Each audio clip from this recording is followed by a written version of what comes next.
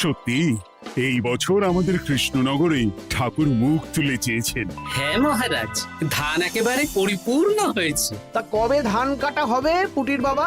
ধান তো একেবারে পেকেই এসেছে, সপ্তাহখানেকের মধ্যে ধান কাটতে হবে। বেশ বেশ, তাহলে তো ভালোই হলো। এই মাসের শেষের দিকেই তো নবাব বাহাদুরকে শস্যের খাজনা পাঠানোর কথা। হ্যাঁ মহারাজ, এবারে নবাব বাহাদুর খুশি হবে। ঠিক বলেছ গোপাল।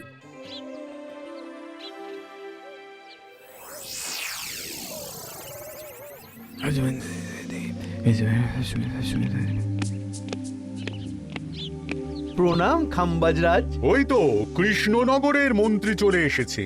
ও, এর কথাই তুমি বলেছিলে? হ্যাঁ, ওই রাজ্যের সব খবরাখবর আমায় দেয়। ইনি কে? ইনি হলেন জমিদার কেশকান্ত বর্মন, আমার রাজ্যেরই দক্ষিণ পশ্চিম গ্রামের জমিদার, আমার প্রিয় বন্ধু। নামটা বেশ অন্যরকম, কেশকান্ত। আসলে ওদের বংশ পরম্পরায় সকলের উন্নত ঘন কেশ আছে, তাই ওদের পরিবারের সবারও নামে একটা করে কেশ আছে। আমি খাম্বাজ রাজের সৌমিত্র এবং সুপরামর্শদাতা। কিছুদিন আগে আমার মাথায় খুব খুশকি হচ্ছিল, মাথার চুল পাতলা হয়ে আসছিল। কিন্তু আমার পরামর্শে একটা তেল মাখতেই মহারাজের মাথার চুল এখন ঘন হয়ে উঠেছে, আর কোনো সমস্যা নেই। বাবা বাবা, ভালো ভালো ভালো। এবার তাহলে কাজের কথাটা বলে দিন। এবারে তো শুনলাম তোমাদের রাজ্যে অনেক ধান উৎপাদন হয়েছে, তাই স্বাভাবিকভাবে নবাব বাহাদুরের কাছে রাজস্ব অনেক বেশি দেবে, কি তাই তো? হ্যাঁ, এবারে রাজস্ব দানে কৃষ্ণনগরই প্রথম হবে। না, তা হবে না। নবাবের কাছে অত ধান পৌঁছবে না, এমনকি কৃষ্ণচন্দ্রের কাছেই চাষিরা বেশি ধান রাজস্ব দিতে পারবে না। সেটা কি করে হয়? পাকা ধানে মই দিতে হবে। বললাম না, ও আমার সুপরামর্শদাতা। হ্যাঁ, আমার মন্ত্রীকে বাণিজ্যের কাজে বাইরে পাঠিয়েছি কিছুদিন, তাই কেশকান্ত মাঝে মধ্যেই আমার কাছে আসে, গল্পগুজব করে আর সুপরামর্শ দেয়। কিন্তু আমি কি করব? তুমি রাতের অন্ধকারে চাষিদের ধান জমিতে পাকা ধানে মই দিয়ে দাও, এমন ভাবে কাজটা করবে যাতে কাক পক্ষীতেও টের না পায়। আর তাতে আমার লাভ? প্রত্যেক বছর নবাব রাজস্ব দানে বিজয়ীকে ৩,০০০ মোহর দেয়, আমি তোমাকে তার থেকে ১,০০০ মোহর উপহার দেব। ১,০০০ মোহর? হ্যাঁ হ্যাঁ, যাও যাও যাও, কাজটা শুরু করে দাও। আচ্ছা।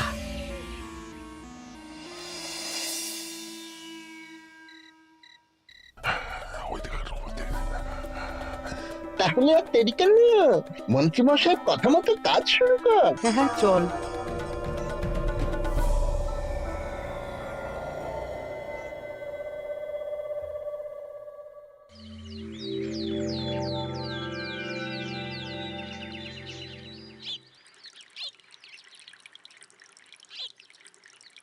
এবারে তো চাষাবাদ বেশ ভালোই হয়েছে। আশা করি নবাব বাহাদুরের কাছ থেকে এবারে আমরাই পুরস্কার পাবো। হ্যাঁ মহারাজ, সারা বাংলায় কৃষ্ণনগরের মতো উৎপাদন এই বছরে কোথাও হয়নি। সর্বনাশ হয়ে গেছে মহারাজ, সর্বনাশ হয়ে গেছে। কি সর্বনাশ হয়েছে গো পুটির বাবা? গতকাল রাতে আমাদের সব জমির পাকা ধানে মই দিয়ে দিয়েছে। সে কি? এবার আমরা কি করব মহারাজ? কাদের কাদের জমিতে হয়েছে এসব? যেই জমিতে তাকাবেন সেই জমিতেই এই কাণ্ড, ধান ঝরে সব মাটিতে পড়ে আছে। এবার আমরা কি করব? হায় হায় হায়, এবার আমাদের রাজ্যের কি হবে? নবাব বাহাদুরকে তো জবাব দিতে পারবো না। বড় বিপদ হয়ে গেল, রাজ্যে গ্রহের প্রকোপ নেমে এলো। ও, আর কদিন পরেই আমার টেকে আসবে ১,০০০ মোহর। ঠিক আছে, তোমরা সবাই এখন বাড়ি যাও। না, আমার মন মেজাজ ভালো নেই।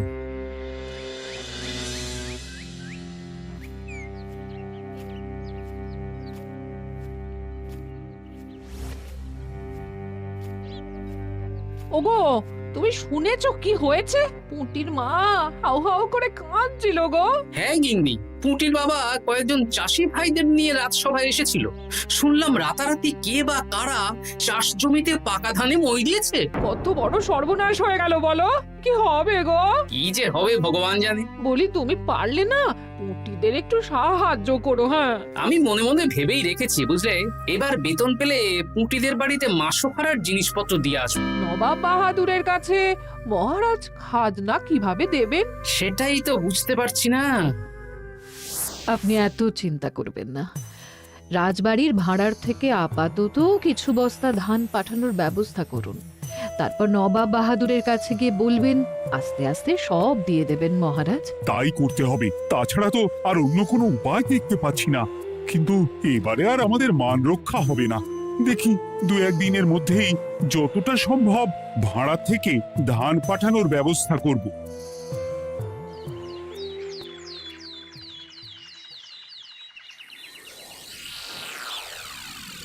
এই বছর 10,000 বস্তা ধান রাজস্ব এসেছে খাম্বাজ রাজ্য থেকে, 7,000 বস্তা ধান এসেছে বর্ধমান রাজ্য থেকে, আর মাত্র 100 বস্তা এসেছে কৃষ্ণনগর থেকে। তাই এবছরের বিজয় রাজ্য হচ্ছে খাম্বাজ রাজ্য। খাম্বাজ রাজ্যের রাজার হাতে 3,000 মোহর উপহার হিসেবে তুলে দিচ্ছেন।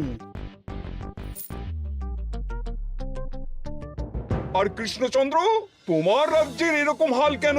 এবারে আমাদের সমস্ত রাজ্যের পাকা ধানে কেউ বা কারা মই দিয়ে দিয়েছে। সেসব তোমার মাথা ব্যথা, আমার ধান কোথায়? 100 বস্তা ধান রাজস্ব, কম করে 800 বস্তা ধান রাজস্ব দেওয়ার কথা, কিন্তু তুমি তোমার কথার খেলাপ করেছো। এই বছর আমি নিরুপায় জাহাপানা। আমিও নিরুপায়। হয় তুমি আগামী 1 সপ্তাহের মধ্যে আমাকে 5,000 মোহর দেবে, নইলে কৃষ্ণনগরের সিংহাসন থেকে সরে যাবে। এত বড় শাস্তি দেবেন না নবাব বাহাদুর, আপনি অন্তত মাস 6 সময় দিন, আবার ধান চাষ করিয়ে আপনাকে প্রাপ্য ধান দেওয়া হবে। বেশি কথা বলছো কৃষ্ণচন্দ্র, তুমি 5,000 নয় 6,000 মোহর 1 সপ্তাহের মধ্যে দেবে। বেটা গোপাল বেশি পাকা, অত কথা বলতে কে বলেছিল? গোপাল, এটা তুমি কি করলে? হায় হায় হায়! সর্বনাশের সময় যখন ঘনিয়ে আসে, তখন বিপদের ওপর বিপদ এভাবেই আসে। আমার পাওনা। আরে এখন না, তোমাকে পাঠিয়ে দেব। ওই দেখুন, খাম্বাজ রাজের সাথে কথা বলছে। এখন বেশি কথা বললে কৃষ্ণচন্দ্র আর গোপাল সন্দেহ করবে। চলুন তো দেখি ওখানে গিয়ে কি কথা বলছে। কি কথা বলছো মন্ত্রী? মন্ত্রী আমায় বিজয় অভিনন্দন জানাচ্ছিল। বিজয় অভিনন্দন তো উপহার পাওয়ার সময় জানাতে পারতেন মন্ত্রী মশাই। যাই হোক, আপনাকে তো ঠিক চিনতে পারছি না। আমার নাম কেশকান্ত, আমি খাম্বাজ রাজ্যের দক্ষিণ পশ্চিম গ্রামের জমিদার। কেশকান্ত আমার বিশেষ বন্ধু। আপনার কেশ নিয়ে বেশ ভাব দেখছি। হ্যাঁ, ওই কদিন আগে তো খাম্বাজ রাজের মাথার চুল পাতলা হয়ে আসছিল, খুশকি হচ্ছিল আর কি। তো ওনার পরামর্শে একটা তেল মেখেই তো খাম্বাজ রাজের আবার ঘন কালো চুল ফিরে এসেছে। কেশকান্ত জমিদার হতে পারে, কিন্তু ওর অর্থনৈতিক অবস্থা তাবর রাজাদের থেকে অনেক ভালো। কয়েক হাজার বিঘা জমির মালিকও, তার সাথে চুলের তেলের ব্যবসা করেও হাজার হাজার মোহর রোজগার করে। এই, এখন চুল নিয়ে চুলোচুলি না করে চলো কৃষ্ণনগরে ফিরি। এমনিতেই মন মেজাজ খারাপ, 1 সপ্তাহের মধ্যে আবার 6,000 মোহর জোগাড় করতে হবে। হ্যাঁ, চলুন চলুন।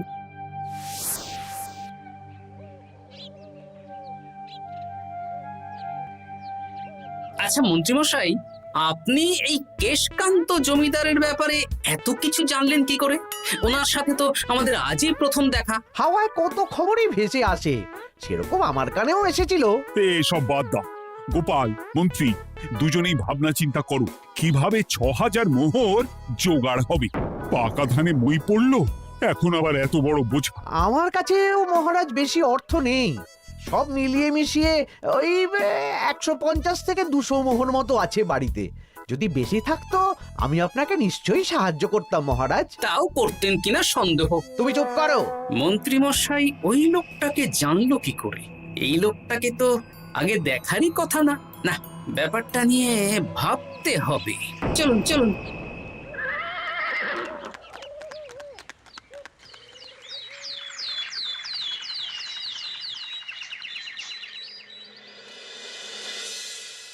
বুঝলে গিন্নি, এক সপ্তাহের মধ্যে মহারাজকে ৬,০০০ মোহর জোগাড় করতেই হবে, নইলে সিংহাসন ছাড়তে হবে। এখন কিন্তু আমাদের উচিত মহারাজের পাশে দাঁড়ানো। কিছু ভেবেছো কি? আপাতত আমার বিয়েতে পাওয়া আংটি বন্ধক রাখবো, আর তুমি যদি হ্যাঁ হ্যাঁ, আমার যে দুটো গয়নাগাটি আছে ওগুলো বন্ধক রাখো, পরে আস্তে আস্তে ছাড়িয়ে নেবক্ষণ। দেখি বাকি সভাসদদেরকেও বলবো, যে যতটা পারে, তারপর ভগবানই ভরসা।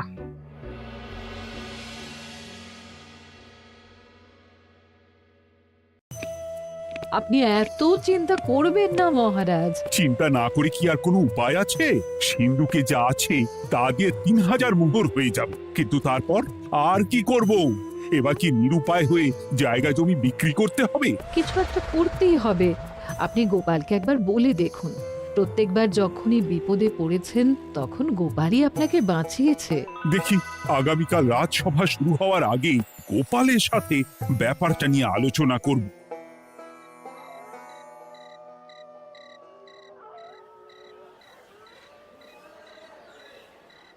এই যে শ্যাকরা, কি করছো? এই তো, বলুন। শোনো, আমার গিন্নির জন্য একটা হীরের হার বানাতে হবে, ওই ১,০০০ মোহরের মধ্যে। ১,০০০ মোহরে তো হীরের নাক, কান, গলা, হাত, পা সব গয়না, এই সব গয়না হয়ে যাবে মন্ত্রীমশাই। তাহলে বানাও, এই নাও ১,০০০ মোহর। ওরে বাবা, মন্ত্রী মশাই, ১,০০০ মোহর! এই মন্দার বাজারে এত মোহর কোথায় পেলেন?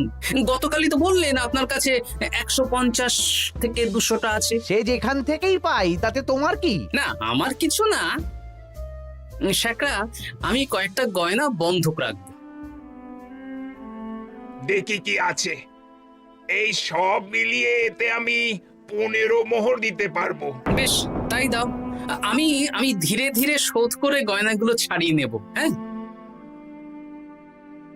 মন্ত্রীর ব্যবহারগুলো বেশ সন্দেহজনক লাগছে। দেখি, গুপ্তচরকে কাজে লাগাতে হবে, মন্ত্রীর পিছনে ছায়ার মতো লেলিয়ে দিতে হবে।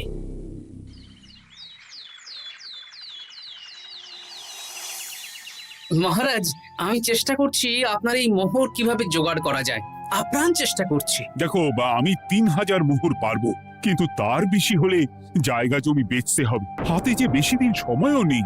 আচ্ছা মহারাজ, দেখছি। তবে মন্ত্রীমশাই চাইলেই আপনাকে ১,০০০ মোহর দিয়ে সাহায্য করতে পারতেন, কিন্তু উনি তা না দিয়ে ওনার গিন্নির গয়না বানাচ্ছেন, হীরের গয়না। কি মন্ত্রী তো কালকেই বলল ওর কাছে ১৫০ থেকে ২০০ মোহর আছে মাত্র, ১,০০০ মোহর কোথা থেকে পেল? সে উনিই জানেন, তবে তার খবর খুব তাড়াতাড়ি আশা করি পেয়ে যাব মহারাজ।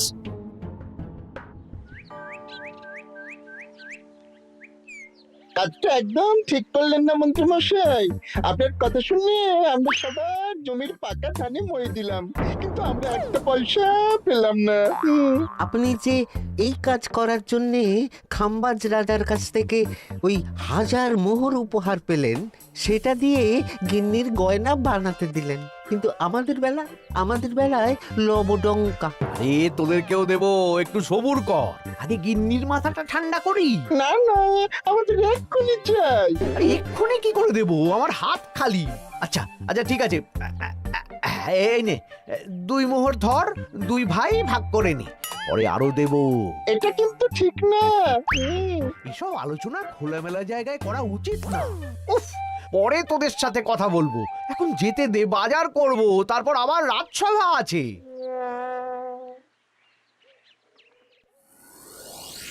আচ্ছা, এই ব্যাপারটা মহারাজকে আর গোপাল দাদাকে জানাতে হবে।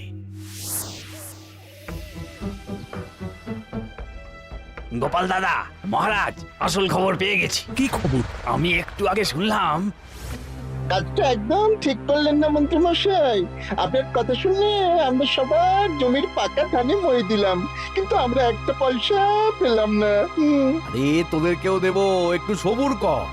মন্ত্রী, আমি না তোমাকে মেরেই ফেলবো। মহারাজ, মন্ত্রী মশাই এখানে গৌণ, উনি অর্থের লোভে এসব করেছেন, আর ওনাকে দিয়ে করিয়েছেন খাম্বাজ রাজ। হ্যাঁ, যাতে এবারে বিজয়ী হতে পারেন। তাই আপনি এই খবর ৫ কান করবেন না মহারাজ। আমি খাম্বাজ রাজ আর ওই কেশকান্তর কাছ থেকে ক্ষতিপূরণ ঠিক আদায় করে আনব। কিন্তু কিভাবে? শুনুন তাহলে।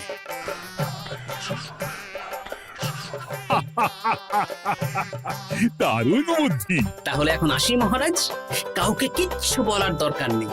আপনি শুধু আগামীকাল সন্ধেবেলা খাম্বাজ রাজের দরবারে চলে আসুন, পারলে নবাব বাহাদুরকেও সঙ্গে করে নিয়ে আসুন। হ্যাঁ,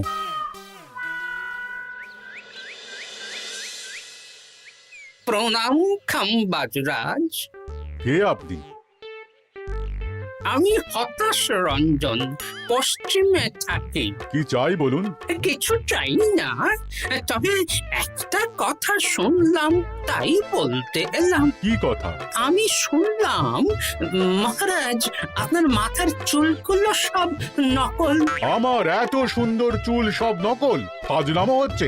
আমি যদি প্রমাণ করে দিই আপনার চুল নকল, তাহলে কি? তাহলে আপনি আমাকে 100 মোহর দেবেন, আর প্রমাণ না করতে পারলে আমি আপনাকে 100 মোহর দেব। বেশ, দেখো, এক্ষুনি দেখো, আমারই তো 100 মোহর লাভ হবে। এখন না, এখন না, আজ সন্ধেবেলায়। বেশ বেশ, তখনই এসো। এবারে জমিদার কেশকান্তর বাড়ি যেতে হবে।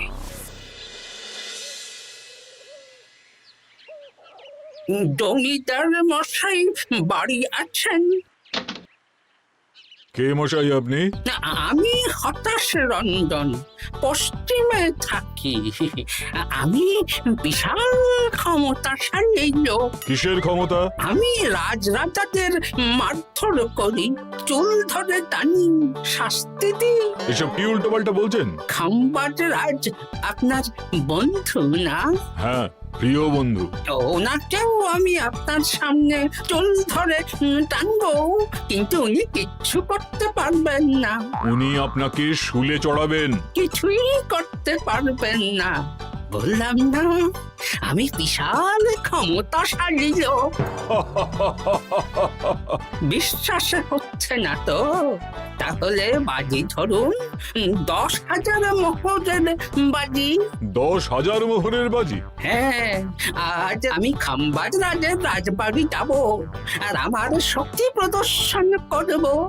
ওনার চুল ধরে টানা হেঁচড়া করব, ওনাকে আহত করব, কিন্তু উনি আমাকে কিছুই করতে পারবেন না। বেশ রাজি, বাজি 10,100 মোহর দিতে পারবেন তো? হ্যাঁ, আমি বাজি হারলে আপনাকে দেব 10,100 মোহর।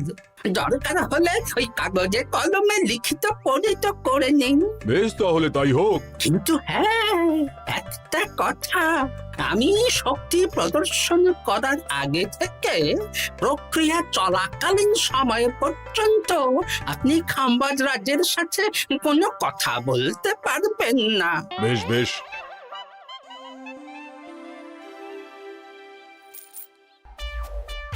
তাহলে শুরু করি। শুরু করো। এবার আমি প্রমাণ করেই ছাড়বো।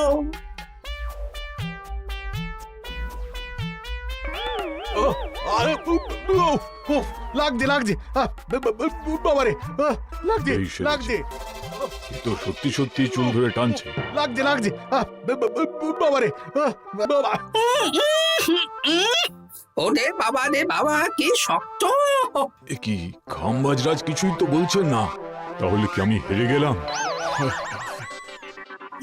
না না খাম্বাজ রাজ, আমার ধারণা ভুল, যা শুনেছি তাও ভুল। এবার বিশ্বাস হলো তো? দাও দাও, এবারে 100 মোহর দাও। দিন কেশকান্ত মশাই, আমাকে 10,100 মোহর দিন। এ কি, ও তোমাকে 10,100 মোহর কেন দেবে? ওনার সাথেও তো বাজি ধরেছিলাম। কি বাজি? আপনার এখান থেকে বেরিয়ে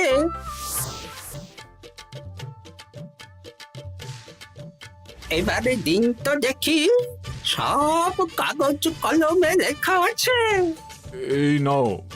হায় হায় হায় হায়। সাবাস গোপাল, সাবাস, তুমি আমার মুখ রক্ষা করেছো। গোপাল, কৃষ্ণচন্দ্র, নবাব বাহাদুর, আপনারা? হ্যাঁ, আমি গোপাল। এটা ছাড়া আর কোনো উপায় ছিল না খাম্বাজরাজ। আপনি আমাদের মন্ত্রীর মাথা খেয়ে যে জঘন্য কাজটা করিয়েছেন সেটা তো আর প্রমাণ করতে পারতাম না, তাই ছলে বলে কৌশলে আপনার প্রিয় বন্ধুর কাছ থেকে আদায় করে নিলাম। হ্যাঁ নয়, হ্যাঁ।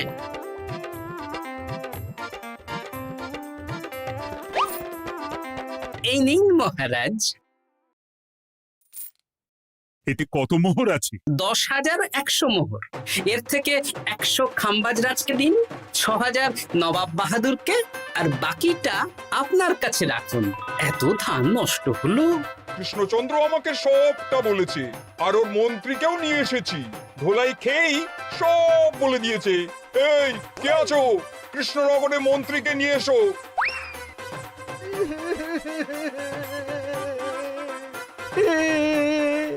মার খেয়ে আমি সব বলে দিয়েছি খাম্বাজরাজ। উদ্ধার করে তো জাহাপানা, আমাকে ক্ষমা করে দিন। এর কোনো ক্ষমা নেই। তোমাকে আমি কারাগারে বন্দি করব। হায় হায় হায়, সামান্য টাকার লোভ করতে গিয়ে পুরো মাঠে মারা গেলাম।